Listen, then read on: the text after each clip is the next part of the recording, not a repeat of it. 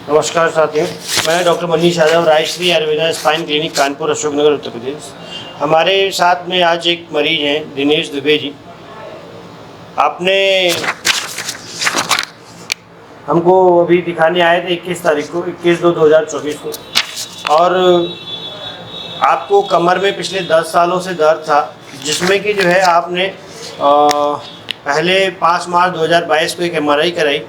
आपकी L3, L4, L5 में पैरों की तरफ जाने वाली नसें और मुख्य नस जो कि जो है दबी हुई थी, जिसके लिए डॉक्टर ने आपको ऑपरेशन की सलाह दी थी। रीढ़ की हड्डी के नीचे टेल बोन यानी कि पूंछ वाले हिस्से के ऊपर जहाँ पे हम लोग बेड लगाते हैं, उस हिस्से में जो है काफ़ी ज़्यादा सूजन थी और आपको इसके लिए भी ऑपरेशन की सलाह दी गई थी। इसी के साथ साथ गर्दन में C3, C4, C5, C6, C6, C7 यहाँ पर भी नर्व कंप्रेशन था। कुल मिलाकर की ये बात करें तो कमर में 2 जगह और गर्दन में 4 जगह, इसके अलावा सेकम रीजन में बहुत ज़्यादा सूजन थी। सूजन यदि हम ऑपरेशन की बात करें तो कमर और गर्दन के अलग अलग तरीके से तो तकरीबन 4 से 5 ऑपरेशन बनते हैं, जो कि करने चाहिए थे।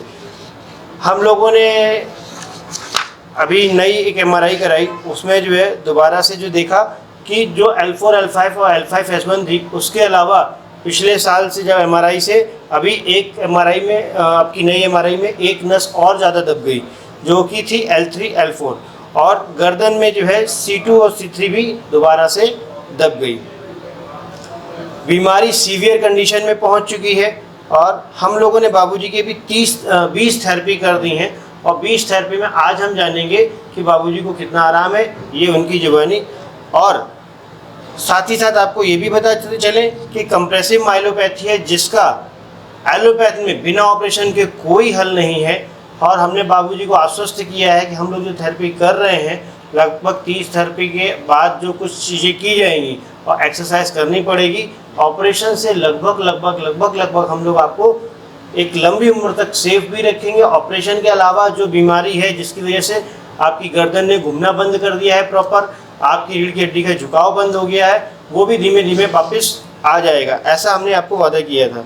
बाबूजी आज 20 दिन हो गए हैं, थोड़ा सा आप हमको बताएं अब आप कैसे हैं। और 20 दिन में हमको मतलब काफ़ी रिलीफ है, और अब थोड़ी चलने में भी दिक्कत, इतनी प्रॉब्लम नहीं होती है, चलते हैं तो आराम से। पहले क्या होता था, चलते थे तो बीच में बैठना पड़ता था, क्योंकि हमारे पैरों में झुंझुनाहट सी होती थी और जो है सुन्नपन हो जाता था, मतलब ये कमर से नीचे का धड़ पूरा सुन्न होने लगता था, तो हमको फिर बैठने पड़ता। बैठने के बाद थोड़ी देर बैठते थे तो उसको हमको रिलीफ मिलता था। इसके बाद जो है यहाँ आने के बाद जो हमने ये थेरेपी कराई है, तो उसमें हमको थोड़ा सा काफ़ी रिलीफ मिला।